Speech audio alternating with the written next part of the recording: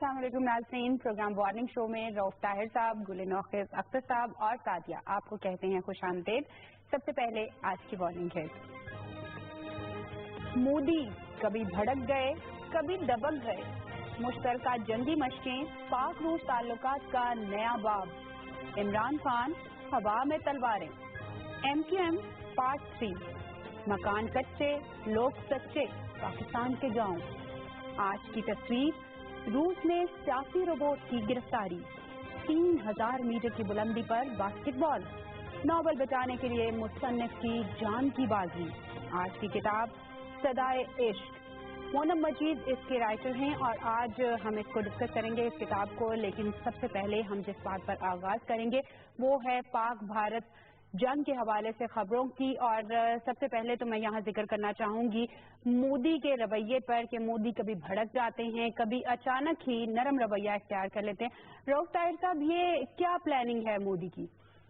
بس جی ان پہ ایک دورہ پڑتا ہے جنگی جنون کا جی، اور جس طرح یہ اڑی کے واقعہ کے بعد تو بطور خاص انہوں نے جو فضا پیدا کر دی سب کانٹیننٹ میں جنگ کی تیاری، اور جناب علی وہ فوجوں کو تیار رہنے کا حکم دے دیا، وار روم میں جا پہنچے، اسلحہ بھاری اسلحہ جو ہے وہ سرحدوں پہ پہنچانا شروع کر دیا، اور وہ پوری ایک فضا پیدا کر دی انہوں نے، اور یوں لگا جیسے جنگی جنون جو ہے نا وہ بر صغیر میں پیدا کرنے کی کوشش کی جا رہی ہے۔ لیکن دوسری طرف خود ایک طرف ہماری طرف سے ماشاءاللہ جو جواب آیا وہ وہی تھا جو ہمیں دینا چاہیے تھا جواب، کہ جناب ذرا صبر کے، ٹھیک ہے نا، یعنی ہم اگر مدبرانہ انداز میں بیہیو کر رہے ہیں اور ایک رسپانسیبل اسٹیٹ کے طور پہ بیہیو کر رہے ہیں، نواز شریف صاحب کا خطاب جو ہے جنرل اسمبلی میں اس بات کا ثبوت تھا کہ وہ ایک نیوکلیئر اسٹیٹ کے وزیر اعظم کے طور پہ خطاب کر رہے ہیں، اور انہیں احساس ہے کہ ایک ذمہ دار اسٹیٹ کے پرائم منسٹر کو کیا باتیں کرنی چاہیے کشمیر کے حوالے سے، باقی مسائل کے حوالے سے جو انہوں نے گفتگو کی۔ یہ جو جنگ کی بات کر رہے ہیں نا آپ، یہ مودی کا رویہ، ادھر سعدیہ موٹر وے پہ ہمارے طیارے اترے ہیں، ادھر ان کے منہ اتر گئے ہیں۔ تو الحمدللہ ہماری طرف سے بھی انہیں اسٹرانگ جواب دیا گیا کہ ہم امن میں یقین رکھتے ہیں، لیکن امن کو ہماری کمزوری نہ سمجھا جائے، امن کی خواہش کو۔ چنانچہ اور خود انڈیا کے اندر سینئر وائسز جو تھی وہ بلند ہونا شروع ہوئی، وہاں کے میڈیا نے کہنا شروع کیا کہ یہ نہ سمجھیں کہ ہم پاکستان سے 3-4 گنا بڑی فوج رکھتے ہیں، پاکستان کی فوج تعداد میں ہم سے کم ہے، لیکن زیادہ سمارٹ ہے، زیادہ ایکٹیو ہے، ذہنی طور پہ زیادہ تیز ہے، اور جنگی صلاحیتوں کے لحاظ سے ہم سے بہت آگے ہے۔ اور انڈیا کی فوج کو تو جی ایک ایسی بھینس سے مثال دی گئی کہ جس میں بہت چربی چڑھی ہوئی ہے، لیکن دماغ سے فارغ توبہ، دماغ سے فارغ ہے۔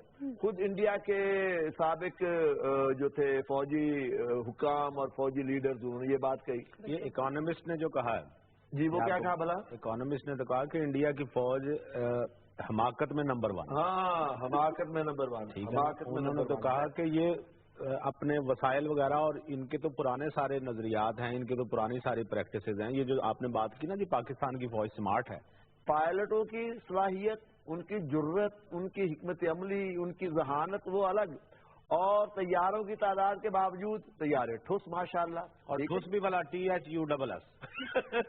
اور ابھی تو یہ آپ نے پتا جی، جب یہ کچھ لوگوں نے سوال کیا کہ جی یہ طیارے جب ادھر موٹر وے پہ اتارے گئے تو یہ کس کو خوف زدہ کرنے کی کوشش ہے؟ یہ خوف زدہ نہیں ہوتا، یہ بالکل ایسے ہوتا ہے جیسے آپ فلیگ مارچ کرتے ہیں یا ہوائی فائرنگ کرتے ہیں۔ اب ایک ملک کی فوج نے اگر اپنی تیاری کی ہے تو میسج تو اسی طرح جانا تھا نا۔ ہاں، شو آف پاور ہوتا ہے کہ ہم نے وہاں اتارے، اس کے بعد ٹھنڈ پڑ گئی۔ دو حریفوں میں سے ایک کی کمزوری جو ہے نا وہ دوسرے کو جارحیت کی دعوت دیتی ہے، جارحیت پہ اکساتی ہے، خصوصاً جب مودی جیسا دماغ سے فارغ وہ وہاں پہ وزیر اعظم ہو۔ چنانچہ پرسوں جی انہوں نے کیرالا میں خطاب کیا پارٹی کنونشن سے، اور کیرالا آپ کی اس بات سے نا مجھے یاد ہے، آپ کو پتا ہے مودی ایک کان سے بات سن کے دوسرے سے کیوں نکال دیتا ہے؟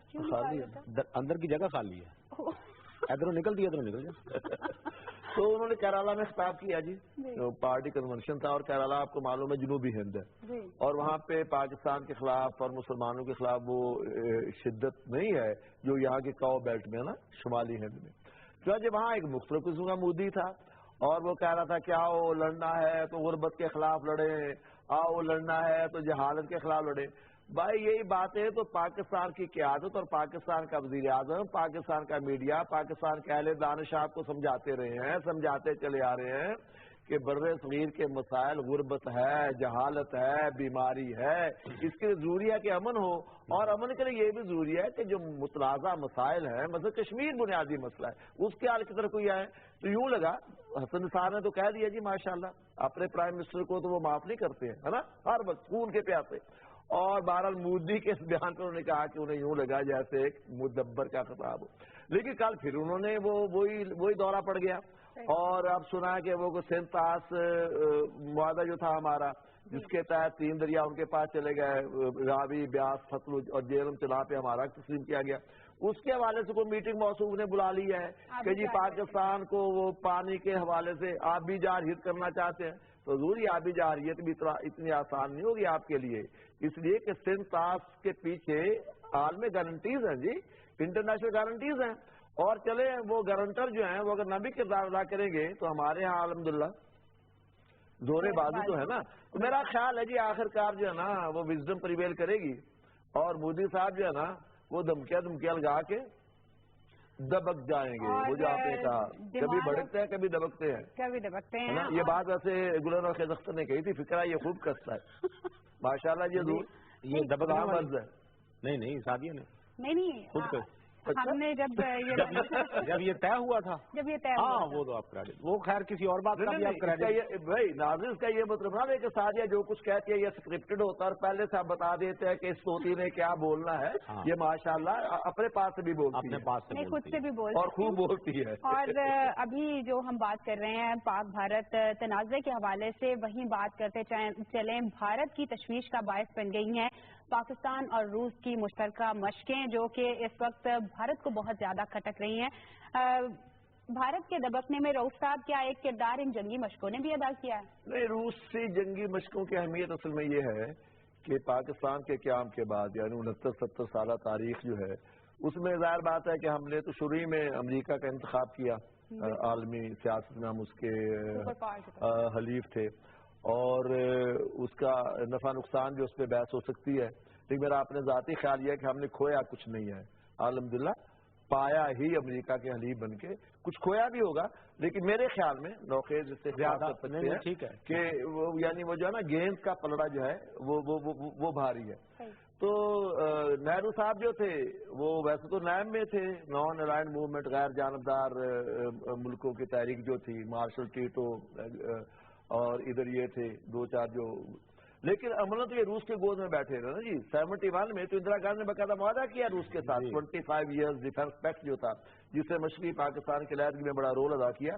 لیکن حالات ایک سے نہیں رہتے، خطے میں نئے حقائق پیدا ہو رہے ہیں، ری الائنمنٹس ہو رہی ہیں، ری پوزیشننگ ہو رہی ہے، چنانچہ اگر انڈیا جو ہے وہ امریکہ کی گود میں جا بیٹھا ہے تو روس ہمارے قریب آیا ہے جی، اور پھر سی پیک اور خطے کے نئے حقائق جو ہیں، رؤوف صاحب یہ بات بھی کاؤنٹ کرتی ہے انڈیا کا بڑھتا ہوا اثر و رسوخ افغانستان میں، روس کو یہ بھی کچھ اس میں کچھ مسائل ہیں جس وجہ سے روس کی توجہ ہماری طرف بڑھی؟ اصل میں یہ ہے جی کہ امریکہ جو ہے نا نوخیز اختر، وہ خطے میں بھارت کی اجارہ داری سمجھ لیں، بالادستی سمجھ لیں، یا خطے کی منی سپر پاور بنانا چاہتا ہے، امریکہ کی خواہش ہے ٹو کرٹیل چائنا اور ماسکو بھی، اس لیے کہ وہ یو ایس ایس آر تباہ ہو گیا، ختم ہو گیا افغان وار کے نتیجے میں، لیکن اب ماسکو جو ہے اور وہ اصل روس جو تھا وہ سمارٹ روس بن گیا ہے، وہ ایک نئی طاقت کے طور پہ ابھرا ہے، اور یہ چیز امریکہ کے لیے باعث تشویش ہے، چنانچہ وہ انڈیا کو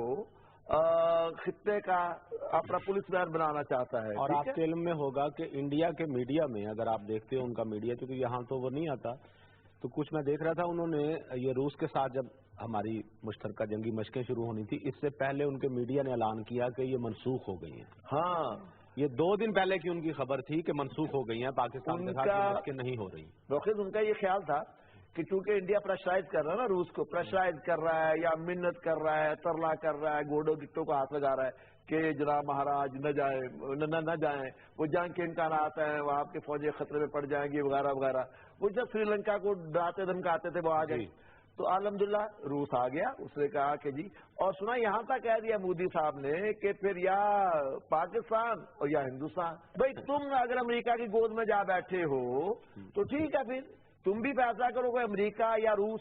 اگر تم امریکہ کی گود میں جا بیٹھے ہو تو ہم بھی خطے میں نئے وینیوز کی تلاش میں پاکستان کے قریب تک چلے گئے. اور اچھا ایک اور بات ہے، انڈیا شاید ضرورت نہ رہے روس کی، لیکن پاکستان جو ہے وہ امریکہ کی ضرورت رہے گا. وہ جو آپ کی آنٹی نے ہلری کلنٹن نے جی سی میں کہا تھا جب وہ آئی تھی، تو انہوں نے یہ کہا تھا کہ دیکھیں پاکستان کے اور امریکہ کے تعلقات جو ہے نا یہ ساس اور بہو کے تعلقات ہے. شکایتیں، شکوے، روٹنا مننا بھی جاری رہے گا، لیکن تعلقات رہیں گے. تو ہم تو انشاءاللہ امریکہ ہمیں نظر انداز نہیں کر سکے گا، لیکن روس ان کے دھمکے میں نہیں آئے گا. اور اللہ کرے اس کے ساتھ ہی ایک ضمنی ہماری دعا، اللہ کرے اس کی آنٹی الیکشن جیت جائے. یار ویسے دلوں و خیزت سے خواہش تو ہے ہماری وہ پاگل نہ آ جائے. وہ بھی ایک مودی قسم کا آدمی ہے. وہ ٹرمپ جو ہے اس کا آنٹا ہے. ٹرمپ جو ہے ہیلری اس کی آنٹی ہے اور ٹرمپ اس کا آنٹا ہے. یہ شیخ رشید سے لے کے اس طرح کی جتنی بھی ماشاءاللہ شخصیت ہے سب سے جناب کی دوستی ہے. تو ٹرمپ سے کیسے تذکرہ چل رہا ہے؟ آپ کی ساری عالمی رہنماؤں سے دوستی ہے. سارے جو 2 نمبر لوگ ہیں ان سے آپ نے میری دوستی. ٹرمپ عالمی رہنما بننے جا رہا ہے. دیکھیں نا آپ کی اپنی دوستی اوباما سے ہے. شیخ رشید جو ہے وہ اپنا لال حویلی کی سپر پاور. اچھا لطیفہ کیا ہوتا ہے، یعنی خبر آتی ہے جہانگیر تین کی زیر قیادت ایک وقت لال حویلی پہنچا، شیخ رشید کو دعوت دی ہے وہ مارچ کے لیے، رائمنڈ کے لیے، اور جناب نے دعوت قبول کر لی ہے جناب. یعنی یہ کیا مسخرہ پن ہے. وہ بیچارہ تو بھائی وہ تو جہاں بارات نظر آتی ہے وہ ڈھول بجنا شروع ہو جاتا ہے، چاہے وہ ہماری ہوریا کا ڈھول. تلواریں نہیں آپ کو لگتا خان صاحب آج کل ہوا میں تلواریں چلا رہے ہیں؟ تلواریں چلا رہے ہیں جی. وہ ایک ہوتا ہے نا مقابلہ، ہوا میں تلواریں چلتی ہیں نا کہ بندے میں انجی لگتا ہے وہ مطلب ہے.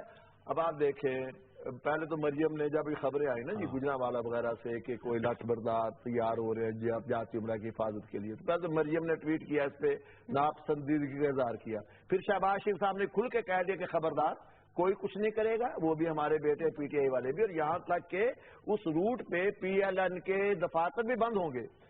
اور رانا ثناء اللہ تو پتہ نا ان کا تو اپنا سٹائل ہے، انہوں نے کہا زورے والا ہم کرایہ بھی دینے کو تیار ہیں، سواری بھی بہن پہنچانے کو تیار ہے. خان صاحب جو آپ نے دعویٰ کیا ہے 2 لاکھ بندے جمع کرنے کا، ذرا وہ کر کے دکھائے. اب خان صاحب لاہور پہنچ گئے ہیں جی 4 دن پہلے، اس لیے کہ لاہور کی بڑی اہمیت ہے. اصل تو لاہور سے جائیں گے نا لوگ. اب لاہور میں صورت آ رہی ہے جی کہ وہاں وہ اے ٹی ایم مشین جو ہے دوسری علیم خان صاحب اس کے خلاف لاہور کی پارٹی جو ہے وہ خوش نہیں ہے. چنانچہ یہ جو 30 ستمبر کو شاہدرہ سے یہ مار روڈ تک جو جلوس تھا 3,500 4,000 5,000 لوگ تھے ماشاءاللہ. ادھر سے وہ جو بڑی غضبناک خبر آ گئی ہے وہ نہیں آپ نے ڈسکس کیا. جسٹس وجیہ الدین جو ہیں وہ آتے ہیں، کتنا بڑا ریزائن ہو گیا ان کا. نہیں وہ ادھر آتے ہیں. اگر آپ ایک منٹ مجھے دیں. اچھا فیصل واڈا جناب علی وہ اخبار میں تھا، فیصل واڈے سے کہا ہے 200 کارکنوں کو لے کے آؤ کراچی سے لاہور وارڈ کے رکھ دو. اچھا اور وہ کل چل رہی تھی خبر کے پی کے میں ان کا ایک ایم پی ہے وہ 1000 ڈنڈا بردار تیار کر رہا ہے. اچھا بات. تو بھائی یہ یعنی خان صاحب اور ہوا میں تیر چلا رہے ہیں، ہم شہر بند کر دیں گے، ہم طوفان لے آئیں گے، بربادی ہو جائے گی، پتہ نہیں سونامی آ جائے گا. یار کچھ نہیں آئے گا، ایسے ہوا میں تیر چلائے جا رہے ہیں. بات کچھ آ گیا اس پہ ہم بات کرتے ہیں، لیکن اس وقت سینئر جرنلسٹ ارشد چودھری صاحب ہمارے ساتھ لائن پر موجود ہیں. ویلکم کہیں گے پروگرام وارننگ شو میں، اور ساتھ ہی آپ سے پوچھنا چاہیں گے پی ٹی آئی کے حوالے سے جو ریسنٹلی جسٹس وجیہ الدین نے استعفیٰ دیا ہے، پارٹی رکنیت سے مستعفی ہو گئے ہیں، اس پہ آپ کیا کہنا چاہیں گے؟ جی بالکل، تحریک انصاف کے وہ ایک انتہائی اہم رہنما تھے اور تحریک انصاف نے انہیں بڑا آنر دیا. ساتھ میں تحریک انصاف کی جانب سے وہ صدارتی امیدوار بھی تھے، آپ کو یاد ہوگا. لیکن اس کے بعد ایک ٹریبیونل بنایا گیا جس کا بڑا دعویٰ کیا گیا تھا تحریک انصاف کے انٹرا پارٹی انتخابات کی شفاف تحقیقات کے حوالے سے، اور عمران خان نے خود انہیں نامزد کیا تھا الیکشن ٹریبیونل کا سربراہ. اس کے بعد نبیل ان کے ساتھ یوسف گبول تھے جو دوسرے رکن تھے. لیکن جب انہوں نے سماعت شروع کی تو اس کے اندر جو بدنظمی سامنے آئی اور جو میلا فائڈی سامنے آئی اس پہ انہوں نے جہانگیر ترین، علیم خان اور جو دیگر رہنما تھے ان پہ جو ہے وہ انہوں نے اپنا ایک فیصلہ دیا کہ ان لوگوں نے دھاندلی کی ہے اور انہیں پارٹی سے نکالا جائے۔ اس پاداش میں عمران خان اور وجیہ الدین کے درمیان جو ہے وہ دوریاں پیدا ہو گئیں۔ اس کے بعد وہ دوریاں مٹنے کی بجائے مسلسل بڑھتی گئیں۔ اسٹیٹس کو کے خلاف خان صاحب بات کرتے ہیں جیسا کہ، لیکن وہ اسٹیٹس کو ڈیفینڈ کرتے نظر آئے اور وجیہ الدین اور کی جو ٹیم تھی نظریاتی لوگوں کی، ان کو مسلسل نظر انداز کیا گیا اور انہیں دیوار کے ساتھ لگا دیا گیا۔ پارٹی میں بار بار انہوں نے کوششیں بھی کی کہ کسی طریقے سے جو ہے وہ نظریاتی کارکن ہے جو پارٹی کے نظریے کے ساتھ، یہ بتائیے گا کہ اپنا جسٹس صاحب اپنی نئی پارٹی بھی بنا رہے ہیں، یہ بھی ہمیں سننے میں آیا، تو یہ نئی پارٹی کب تک بن جائے گی اور کوئی نام ڈیسائیڈ ہوا ہے اس کا؟ جی بالکل، انہوں نے ابھی اناؤنس کیا ہے، میری بات ان سے ہوئی تھی، ان دنوں وہ لندن گئے ہیں اور وہاں سے انہوں نے جو ہے وہ اس بات کی ملاقاتیں وغیرہ بھی کی ہیں جو پارٹی کے ناراض رہنما ہیں، خاص طور پہ پی ٹی آئی کے، اور اس سے تحریک انصاف کو ایک دھچکا بھی لگ سکتا ہے کیونکہ وجیہ الدین بہرحال ایک بڑا نام ہے اور ان کے ساتھ جو لوگ ہیں وہ بھی مطلب کافی قداور شخصیات ہیں جو تحریک انصاف میں نظریاتی گروپ کی حیثیت سے چلتے رہے ہیں، نظریاتی کونسل بھی انہوں نے بنائی تھی، لیکن وہ بھی مسلسل نظر انداز ہے۔ اصل میں بات یہ ہے کہ جو اہم بات ہے نا اس میں وہ یہ ہے کہ وہ جو بھی پارٹی بناتے ہیں وہ بھی سامنے آ جائے گی کچھ دنوں میں۔ اصل بات یہ ہے کہ خان صاحب جتنے بھی جو ان کے روٹے ہوئے لوگ ہیں یا اختلاف رائے کرتے ہیں سائڈ پہ ہوتے ہیں، انہیں منانے کی کوئی روایت موجود نہیں ہے، جو کہ ایک غلط چیز نظر آتی ہے۔ دوسرا، وجیہ الدین صاحب جو پارٹی بنا رہے ہیں اس پارٹی کا تو ظاہر ہے مستقبل ابھی کہنا کچھ قبل از وقت ہوگا، جو انہوں نے یہ ڈیسائیڈ کیا ہے، ابھی تک نام اس کا انہوں نے اناؤنس نہیں کیا، دوستوں سے مشاورت وغیرہ وہ کر رہے ہیں، رہنماؤں سے ان کے رابطے بھی ہوئے ہیں، لوگوں نے انہیں یقین دہانی بھی کرائی ہے کہ پارٹی میں وہ ان کے ساتھ جو ہے وہ شمولیت اختیار کریں گے۔ اور تحریک انصاف میں نے بھی بہرحال بظاہر تو یہی کہا ہے کہ اس پارٹی کا ہم خیر مقدم کرتے ہیں، لیکن مستقبل میں جا کے کیا بنتا ہے، خاص طور پہ کراچی میں اس طرح سے نظریاتی لوگوں کے گروپ پہ مشتمل جب ایک پارٹی نہیں بنے گی تو اس سے الٹیمیٹلی جو ہے وہ تحریک انصاف کو بہرحال وہاں مشکلات کا سامنا کرنا پڑے گا، کیونکہ وہاں میں پی ایس پی بھی بن چکی ہے، نئی جماعت ہے، کچھ لوگ اس میں جا رہے ہیں اور ایم کیو ایم کے بھی جو ہے وہ فروخ ستار کیونکہ سربراہ بن گئے ہیں، اس سے کافی فرق پڑا ہے۔ بہت شکریہ ارشد صاحب، بہت شکریہ آپ کا۔ ارشد چودھری صاحب سینئر جرنلسٹ ہمارے ساتھ موجود تھے، ہم اس پہ مزید بات کرتے ہیں۔ ناظرین، روک صاحب ہمیں ایک ارجنٹ بریک لینا ہے، بریک کے بعد واپس آتے ہیں تو ہم اسی گفتگو کو کنٹینیو کریں گے۔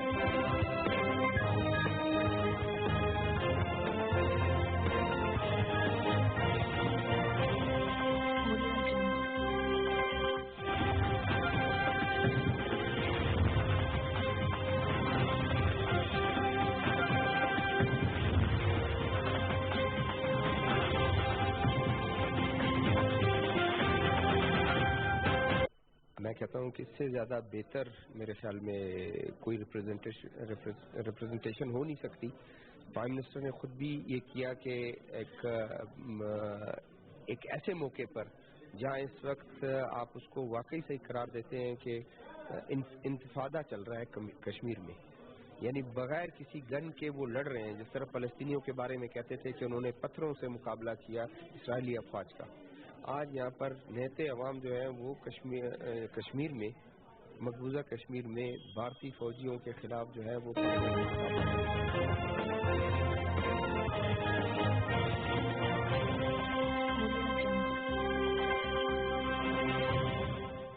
ویلکم بیک ناظرین، گفتگو کو وہیں سے کنٹینیو کرتے ہیں جہاں پہ ہم گفتگو کا سلسلہ بریک لے کر گئے تھے۔ تو روف صاحب ہم کہاں پہ تھے؟ خان صاحب، اصل میں یہ جسٹس وجیہ الدین جو ہے نا، یہ ان نمایاں شخصیات میں سے تھے کہ جو 30 اکتوبر 2011 کا جلسہ تھا نا عمران خان کا، لاہور کا سونامی جلسہ، اس کے بعد جو پارٹی میں یہ آئیڈیلسٹ لوگ تھے، ان کا خیال تھا کہ عمران خان واقعی سیریس ہیں ایک نئی جماعت بنانے کے لیے جس میں نئے چہرے ہوں گے۔ وہ جو عمران خان کہتا موروثی سیاست تھا اور مجھے ابر البختوں کو نہیں لوں گا، مفاد پرستوں کو نہیں لوں گا، چڑھتے سورج کے پجاریوں کو نہیں لوں گا، نئے چہرے ہوں گے، نئی سیاست ہوگی، نئی ویلیوز ہوں گی سیاست کی۔ تو ان خوابوں کے ساتھ جسٹس وجیہ الدین جیسے لوگ جو ہے نا وہ پارٹی میں ہیں۔ वजूद्दीन गुलाम खजर सर, आपको याद होगा ये उन 6 जजों में से थे जी, जिन्होंने नहीं लिया था, जिन्होंने मुशर्रफ के दौर में पहला PCO, एक तो ना चीफ जस्टिस इफ्तिखार चौधरी वाला, ये 2001 की बात कर ना 2000 की बात कर रहा हूँ। यानी वो ऐसा PCO था जिसपे इफ्तिखार चौधरी साहब ने भी ले लिया था, वो ले लिया था, लेकिन इन्होंने नहीं लिया। जस्टिस सईदुज़्ज़मान सिद्दीकी साहब समेत 6 सुप्रीम कोर्ट के जज ऐसे थे कि जिन्होंने हल्फ लेने से इनकार कर दिया था और घर चले गए थे। तो यानी ऐसे आदमी, और इनका तो अभी तवील कैरियर था, अगर ये कंटिन्यू करते तो मुमकिन है चीफ जस्टिस बन जाते बाद में आके सुप्रीम कोर्ट के। ठीक है, साफ सुथरे लोग, हाँ साफ सुथरे लोग थे। उनके वालिद साहब जस्टिस वहीदुद्दीन, वो उनकी बड़ी अच्छी शोहरत थी। ठीक है, अब ऐसे लोग ख्वाब लेके अपने और इमरान खान के वादों पे और दावों पे भरोसा करके आ गए, लेकिन पता चला कि यहाँ तो वो आ गए हैं जी वही सारे रिवायती लोग। पार्टी का इलेक्शन हुआ तो धांधली की शिकायत आई कि जाली वोटर इससे बनी है, पैसा चला है, वोट खरीदे गए हैं। चुनांचे खान साहब ने वजीउद्दीन साहब के ज़ेरे की आदत एक ट्रिब्यूनल बना दिया जी शिकायत का जायजा लेने के लिए। उन्होंने तहकीकात की, पूरे मुल्क में गए और कहा कि अलीम खां, जहांगीर तरीन, नादर लगारी और परवेज खट्टर KPK वाले ये जिम्मेदार हैं, इन्होंने जाली लिस्टें भी बनवाई हैं, पैसा भी लगाया है, धांधली भी की है, चुनांचे इनके खिलाफ कार्रवाई की जाए। लेकिन वजीउद्दीन साहब सादा आदमी है जनाब, उन्हें अंदाजा नहीं कि खान साहब को वो वादे दावे गए, अब उन्हें ATM मशीनों की जरूरत है, हेलीकॉप्टरों की जरूरत है। मुझे तो ये समझ नहीं आती, जिन्हें अपने जज पे एतबार नहीं, वो बाकी किसी जज की बात क्या मानेंगे। फिर आपको याद होगा वो जो थे नूरानी साहब ने भी, तस्नीम नूरानी, उनकी ज़ेरे की आदत है एक ट्रिब्यूनल बनाया, ये बताएं वो भी छोड़ के चले गए। यहाँ पे हम बात कर रहे हैं खान साहब की, तहरीक इंसाफ की, वहीं नजरियाती पार्टियां बहुत सारी पार्टियों में बनती जा रही हैं। बात करेंगे कुछ MQM के पार्ट 3 की, और लंदन MQM की बारी, उसके बाद MQM में अब एक नई MQM बनने जा रही है, इस हवाले से हकामात भी जारी कर दिए। ये नुसरत क्या नाम है उसका, नदीम नुसरत के हवाले से बात कर रहे हैं। जी बिल्कुल, मैं नदीम नुसरत। तो नई पार्टी वो भी MQM 3 पार्ट 3 बना रहे हैं, जिसका नाम चेंज होगा, जैसे MQM का भी नाम चेंज हुआ था ना, आपको याद होगा। ये मुत्तहिदा कौमी मूवमेंट तो बहुत बाद में हुआ है ना। नौखेद, अगर आप महाजिर कौमी मूवमेंट थी। अगर आप मुझे इजाजत दें, मैं, हमारा ये मनसब तो नहीं है, लेकिन मेरी ज़ाती ख्वाहिश वजीउद्दीन साहब के लिए एहतराम का जज्बा है कि वो कोई थिंक टैंक बना लें, कोई और कुछ करें, सियासी जमात ना बनाएं। ये बड़ा मुश्किल काम होता है। अभी इफ्तिखार चौधरी साहब बना के देख चुके हैं, डॉक्टर करीब बना के देख चुके हैं, जनरल असलम बेग, जनरल हमीद गुल, किसी ने इत्तेहाद तहरीक बनाई, किसी ने अवामी क़यादत पार्टी बनाई, लेकिन इसमें सबसे ज्यादा जिसने बंदे इकट्ठे किए हैं वो मुशर्रफ साहब हैं। मेरे बारे में कहा जाता है। तो असल में नदीम नुसरत ने ये जो पार्टी का उन्होंने बताया ना जी, अल्ताफ साहब की तरफ से हुक्म आया कि नहीं पार्टी, वो हुक्म शुक्म आप देने के वो काबिल नहीं रहे। वो जो गिरफ्त थी ना पार्टी पे, वो जो एक हुक्म जारी करते थे और हड़ताल नहीं हो जाती थी, वो चक्कर बिल्कुल खत्म है। अब अगर आप कहें, अब वो जो हुक्म दे रहे हैं उन्हें, तो वो तो सेंसेस में ही नहीं। जो एक इंसान, ये देखें पिछले दिनों जो उन्होंने किया, ये कोई है वो होशमंद इंसान ऐसी बात कर, क्योंकि आपके तो बहुत गहरे दोस्त हैं। ये तो मैंने मान लिया ना, हुण जरूर छेड़ना। एक तो वो PSP बनाई थी, हाँ, मुस्तफा कमाल और वो कायम खानी ने। कायम खान तो अंदर है माशाल्लाह। हाँ। वो जो बल्दिया फैक्ट्री जिसमें 250-300 लोग मरे थे, उस मुकदमे में तो अंदर है। तो इनके बारे में तासुर ये मिला, ये PSP के बारे में, मुस्तफा कमाल के बारे में, कि आते हैं गैर से ये मज़ामी ख्याल में कि पता नहीं किसी इशारे पे बनाई है। चुनाचे 2-3-4 MPs के सिवा वो कोई बड़ा दंड नहीं डाल सके। वो कमाल तो मौसूफ ने कर दिया ना फारूक सत्तार, उन्होंने लंदन वाले ने 22 जुलाई की तकरीर करके, पाकिस्तान के 22 अगस्त की तकरीर करके, जिसमें उन्होंने पाकिस्तान के खिलाफ जो यावागोई की, उन्होंने तो की, तो फिर उसके बाद लोगों ने जो जूते उठाए। हाँ, तो उसके बाद मेरे भाई फारूक सत्तार और बाकी लोग जो पाकिस्तान से मोहब्बत करने वाले मुहाजिर हैं, लोग उनके सिवा क्या चारा कार था जी। और आपका क्या ख्याल है हजूर, ये नदीम नुसरत जो है, जो 3rd पार्ट बनाने चले हैं, पार्ट 3 MQM, वो पाकिस्तान को गाली दे के, यानी कोई MQM बनाई जा सकती है पाकिस्तान में? वो आप लंदन में बनाए जनाब, वही गालियां वाले देते आगे। पाकिस्तान में ये नहीं चलेगा। ख्वाब देखने से तो नहीं ना रोका जा सकता। ख्वाब देखता है तो कोई देखे। तालिया से हम अगली खबर सुनेंगे। हाँ, मेरे पास अगली खबर बिल्कुल नहीं है, बल्कि मेरे पास अभी एक पैकेज मौजूद है। आप जहाँ बात कर रहे हैं ना लंदन में जाने की, पाकिस्तान में नहीं चलेगा, तो मैं पाकिस्तान की अगर बात करूँ तो कुछ बात करेंगे पाकिस्तान के गाँव की, जब मकान कच्चे और लोग सच्चे थे। इस हवाले से हमने एक स्पेशल पैकेज बनवाया है, हमारी रिसर्चर्स टीम ने इसे रेडी किया है, तो आइए देखते हैं ये पैकेज। शहरों में इंसानी जिंदगी की रवानगी सड़कों, दफ्तरों और बाजारों में हर रोज देखने को मिलती है। जिंदगी की इस दौड़ में भागता इंसान शहर की भीड़ में सुकून की तलाश में बरसों से गुम है। देही जिंदगी और शहरी जिंदगी दरिया के वो दो धारे हैं जो एक दूसरे को छूते तो हैं मगर इनके रंग कभी एक नहीं हो सकते। देहात में होने वाली सुबह आज भी उतनी ही खूबसूरत लगती है जो शहर में रहने वालों को मयसर नहीं। सादा खुराक, सादा पहनावे और सादगी का रहन सहन देहात में रहने वालों को शहरी झमेलों से दूर रखे हुए है। वफा उन दिनों की बात है जब लोग सच्चे और मकान कच्चे हुआ करते।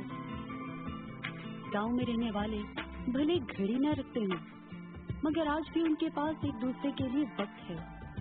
रात के अंधेरे में आज भी शहरी सड़कों पर बरकी कुमकुमों से गांव के आसमान पर चमकते सितारों की बारात कहीं ज्यादा खूबसूरत लगती है। पीपल की छांव, सरसों के खेत की हरियाली, राहत के चलने का मंजर और चरखे की हूक आज भी शायरी का हिस्सा है। जिंदगी में आगे बढ़ने और तरक्की की चाह ने इंसान को इन सब कुदरती खूबसूरती और सुकून से दूर कर दिया है। क्या आप इस बात से मुत्तफिक हैं?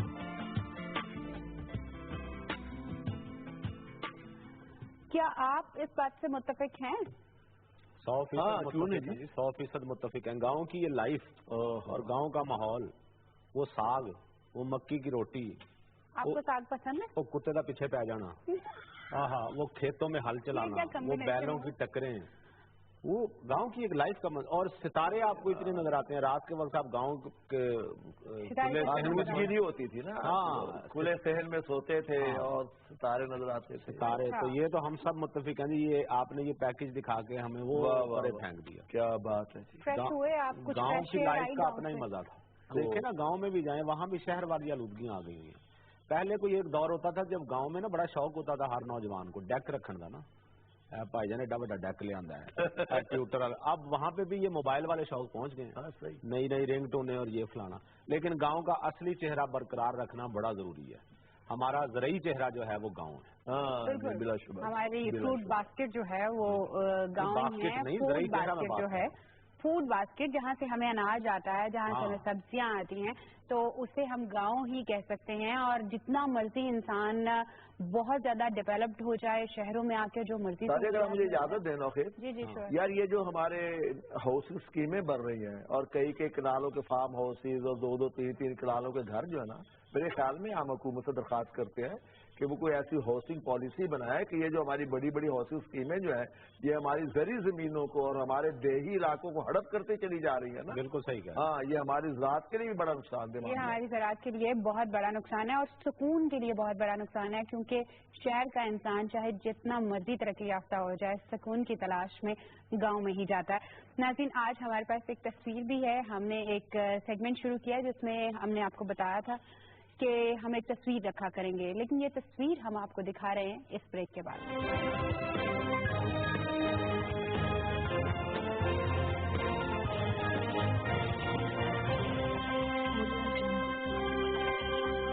प्राइम मिनिस्टर साहब ने यूनाइटेड नेशंस के अंदर जो स्पीच दिया वो एक रिमार्केबल स्पीच था, जिसने कश्मीरियों का जो दिल की बात है दुनिया को बताया और दिखाना चाहते हैं कि वो क्या उनके ऊपर सितम हो रहा है और क्या उनके ऊपर जुल्म हो रहा है। वो अपना फ्रीडम चाहते हैं और शुरू से इंडिया उनको धोखा करके रखी हुई है कि integral part of India. Integral part of India कैसा है? वो पार्टीशन से हमें सबको पता था कि वो पार्ट ऑफ पाकिस्तान था, तो आज इंडिया का पार्ट कैसा हो सकता है? वो तो एक्सेप्टेबल ही कश्मीरियों को नहीं। कश्मीरियों को आज़ादी मिलना चाहिए, जिसमें मियां नवाज शरीफ की सबसे ज्यादा पार्ट है।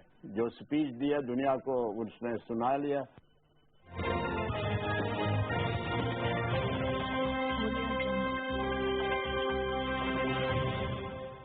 वेलकम बैक नाज़रीन। अब मैंने जैसा कि ब्रेक पर जाने से पहले आपको बताया था कि हमने एक नया सेगमेंट शुरू किया है जिसमें आप लोग भी हमें तस्वीरें भेज सकते हैं, लेकिन हमें तस्वीरें इनबॉक्स करनी पड़ेंगी आपको हमारे सोशल मीडिया पेज पे।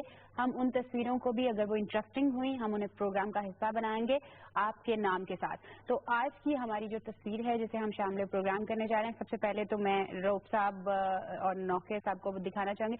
जरा ये तस्वीर देखिएगा, स्क्रीन पे आप लोगों को नजर आ रही होगी। वाह वाह वाह। इसे डबल सवारी कहेंगे, इसे ट्रिपल सवारी कहेंगे, इस पे कौन सी दफा लगी? नहीं जी, एक इसमें बड़ी मजेदार तस्वीर चल रही है ना। हाँ, ये चल रही है।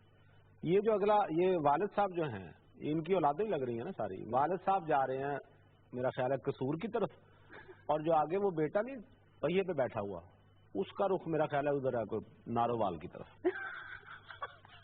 ये बच्चा देखें, उसको पहिए पे बिठाए। एक खतरनाक तो खैर है, इस बारे में तो इसकी हौलनाकी तो बाद में डिस्कस करेंगे। फिलहाल तस्वीर का मजा लीजिए। तस्वीर देखिए, खतरनाक भी है यार। खतरनाक तो है, वो क्या करे बेचारा। असल में उसने औलाद उसकी पहले हो गई थी, मोटरसाइकिल उसने बाद में ली है।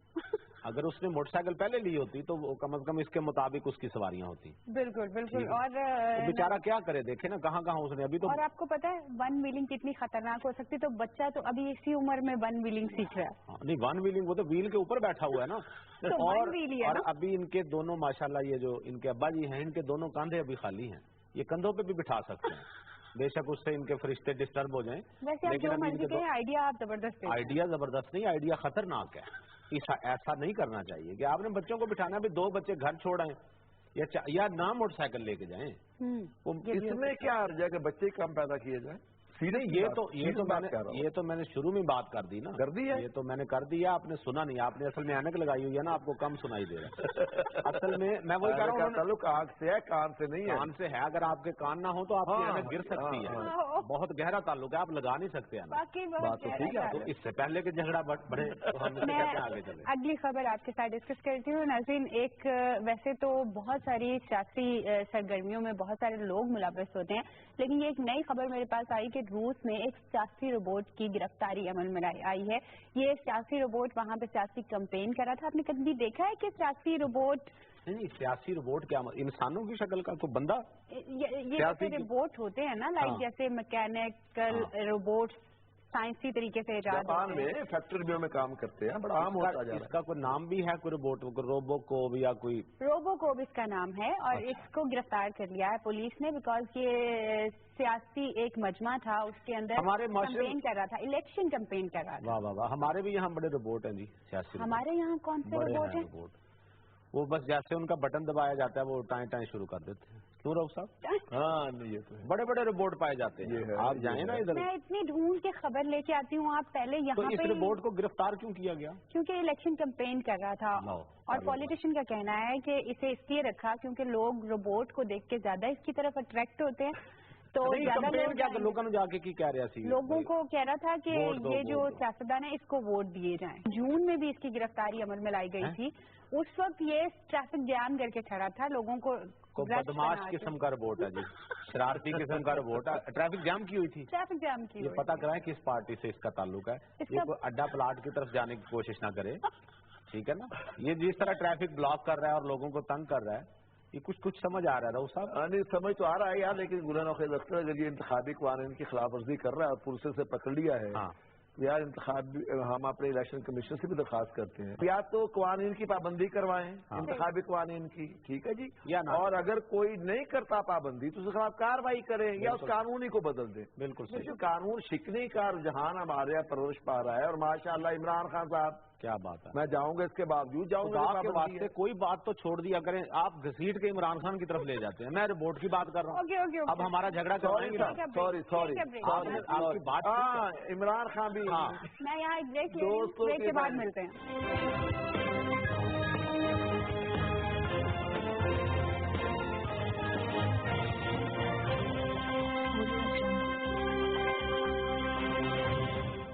आज़म ने स्पीच की थी उस दिन कश्मीर के हक में, वाकई इससे हमारे हौसले बढ़ गए कि पूरे पाकिस्तान को इस पर फख्र है कि हमें इस तरह का वज़ीर-ए-आज़म मिला है। और इसके अलावा अगर हम कश्मीर के इशू को देखें तो जितना जुल्म और बर्बरियत वहाँ पे हो रहा है उस पर तमाम आलमी बरादरी को उठ जाना चाहिए और आवाज़ उठानी चाहिए कि वहाँ पे ये जुल्म रोक दिया जाए।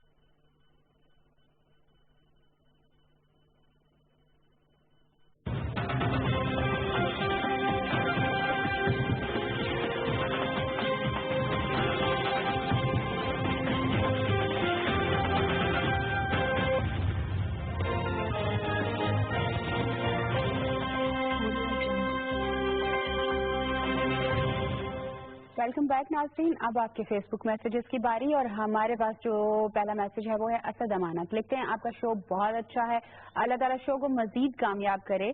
मुझे नौखेज साहब की गुफ्तगू का अंदाज बहुत पसंद है और आपको मेरा सलाम। ये सलाम हम दोनों के लिए आया है, आपकी सिर्फ तारीफ की है। मुझे इनके सच बोलने का अंदाज बहुत पसंद है। ओह माय गॉड, भाई बहुत कम लोग होते हैं जो जाबिर हुक्मरान के सामने कलमा हक कहते हैं और हीरे को तलाश कर लेते हाँ हैं। सही बात है, ये सही जाबिर बात हुक्मरान है। ये की जौहरी कहा हैं, आपने। जौहरी इनको अपनी दुकान खोलनी चाहिए 5 कैरेट का इनको हीरा बेचना चाहिए वहाँ पे। और उसके बाद इन्होंने सलाम किस किस को दिया? हम दोनों को, रऊफ साहब को और आगे सादिया चलें। को। सड़ गए नहीं, ओह हमें सलाम आया तो जल गए और अपनी तारीफ मैं सड़ नहीं गया, मैंने कर रहे थे। मुझे पता है क्या, मुझे उनकी बसीरत पे दुख हुआ है। अच्छे खासे हमने उनको जौहरी कह रहे हैं, इधर चौक सलाम भेजे। ये की गल हुई। चलो चलें जी, अगला मैसेज है हमारे पास। हुमायूं बेग लिखते हैं अस्सलाम वालेकुम, very nice show, very informative, माशाल्लाह Sadia Anwar doing great job, may Allah bless all your team. ये उन्होंने आपकी सादिया तारीफ को की। क्या कहा अंग्रेजी में? उन्होंने कहा है उन्होंने कि कहा सादिया कोई सादिया अच्छा काम अनवर कर रही है। बहुत ठीक अच्छा किया काम करेगा। कर रही है। हाँ यही कहा है ना। काम ठीक किया करे। हाँ हम भी यही कहते हैं, हम भी यही हम भी यही कहते हैं। अगला हम जो हमारे पास अगली खबर है वो है एक बास्केटबॉल के खेल की, जो कि आम आपने बास्केटबॉल का खेल बहुत दफा देखा होगा, लेकिन इस खबर की खासियत ये है कि ये फ्रांसीसी और अमेरिकन टीम ने 3000 मीटर की बुलंदी, एल्पस के पहाड़ हैं स्विट्जरलैंड में, वहां पे जाके हेलीकॉप्टर के जरिए पहले ये वहां पे पहुंचाया गया लोगों को।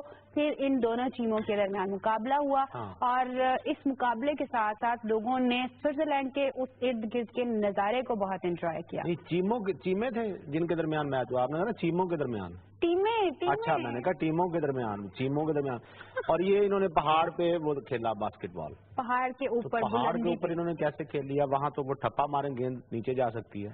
3000 मीटर की बुलंदी पे मैदान है, जैसे बहुत सारे पहाड़ों में होता है कि ऊपर जाके सड़कें नहीं बनी इससे हुई हैं। कहीं ज्यादा अच्छा तो हमारे हो जाता है जी, वो इससे ज्यादा बुलंदी पे हमारा सिंदूर का जो मेला लगता है, वो 3700 मीटर शायद। हाँ तो इससे ज्यादा हुआ ना। लेकिन वहाँ वहाँ तो बास्केटबॉल थोड़ी खेला जाता है। भाई ये क्या बात नहीं, है? और खेल होते हैं, और खेल होते हैं, इससे ज्यादा दिलचस्प और खतरनाक भाई खेल होते सिंदूर हैं। जाके ये तो बास्केटबॉल कहते हैं, असी उत्थे लुकड़ मीटी खेले है, ऐसा हुआ।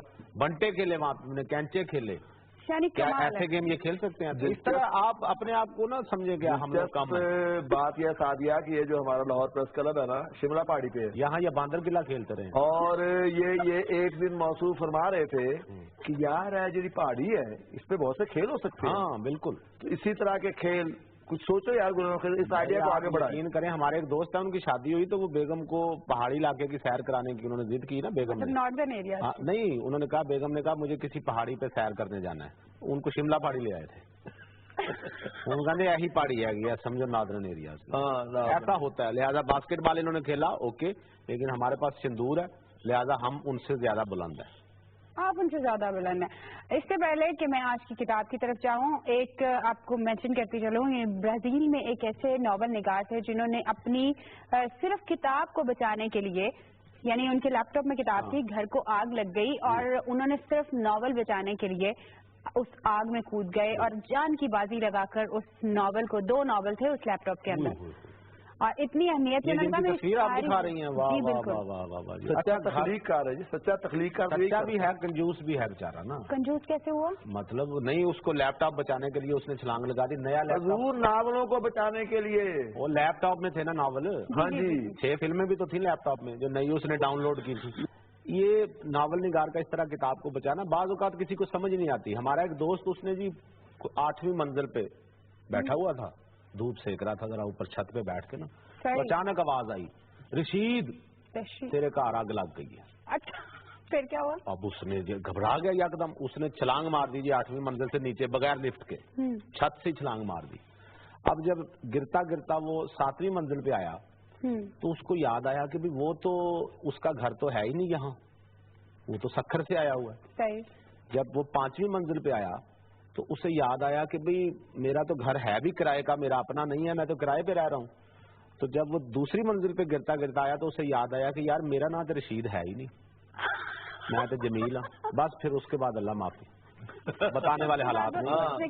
तो ये भी जो नावल निगार है ना, इसको जब किसी ने कहा होगा तुम्हारे घर में आग लग गई है, ये शुक्र है इसका अपना घर निकला, इसका अपना नावल निकला। لیکن تخلیق کار کے لیے جی بڑی حیثیت ہوتی ہے اس کے ناول، ہاں بلا شبہ، ناول ہو، اس کا افسانہ ہو، اس کی اولاد کی طرح ہوتا ہے، اولاد کی طرح اولاد کی طرح ہوتا ہے۔ جی بالکل، ہم سلام کریں گے، ان کی ہمت اور حوصلے کو داد دیں گے۔ نیو ایورلینڈ کے یہ رائٹر تھے جنہوں نے اپنی کتاب کو بچانے کے لیے جان کی بازی لگائی، لیکن آپ اس گھر میں ہمیں کتاب بتائیں۔ اس گھر میں ان کی بیگم پھنسی ہوئی ہوتی نا، انہوں نے سب سے پہلے پھر بھی اپنی کتاب کی طرف ہی جانا تھا۔ انہوں نے اور پیٹرول چھڑک دینا ہاں تھا۔ بالکل صحیح، یہ بالکل صحیح کہا، آپ کا نظریہ بالکل ٹھیک ہے۔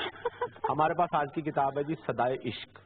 صدائے عشق کے رائٹر ہیں مونم مجید، یہ ایک اچھے ناول نگار ہیں، یہ ایک اچھے افسانہ نگار ہیں اور صحافی بھی ہیں۔ تو اس کتاب میں انہوں نے ایک روایتی طرز سے ہٹ کر ایک عشق کا جو نظریہ ہے، وہ کہتے ہیں نا جی صدائے عشق آئی ہے، مجھے ہر طور چلنا ہے، زمانہ دھوپ میں خوش ہے، مجھے چھاؤں میں جلنا ہے۔ تو ان کا یہ ناول ہے صدائے عشق۔ اس کے حوالے سے خود انہوں نے کیا کہا کہ قدم سے قدم ملا کر چلنے سے پہلے جدائی کی منزل طے کرنا، اور پھر عین وقت پر بنا کچھ کہے بنا کچھ سنے اجنبیت کی چادر اوڑھ کر راستہ بدل لینا۔ جب میں پیچھے مڑ کر دیکھتا ہوں تو انسانوں کا ایک جمع غفیر دکھائی دیتا ہے جنہیں کب کہاں کیوں چھوڑا لاکھ کوشش کے باوجود میں سمجھ نہیں پاتا۔ تو مونم مجید کا ناول ہے آج بھی صدائے عشق، اور پڑھنے والوں سے ہم کہیں گے کہ پہلے بھی ان کی 2-3 کتابیں ہیں نا جی، ان کے قابل رحم ہے، اس کے بعد باپ کے نام ایک خط ہے، پتلیوں کا خدا، اور کمال یہ جی انٹرنیٹ کے دور میں بھی خدا کا شکر ہے ایسے اچھے ناول نگار موجود ہیں جو ناول کو زندہ رکھے ہوئے ہیں۔ بالکل ایسا ہی، ناول کو بالکل زندہ ایسا ہی رکھے ہے۔ اور میں اس کے بعد روایت کو زندہ کرتی ہوں، ناظرین روایت ہے آپ سے اجازت لینے کی، تو آج کے وارننگ شو سے روایتاً رؤوف طاہر صاحب، گل نوخیز اختر اور سعدیہ کو دیجیے اجازت۔ کل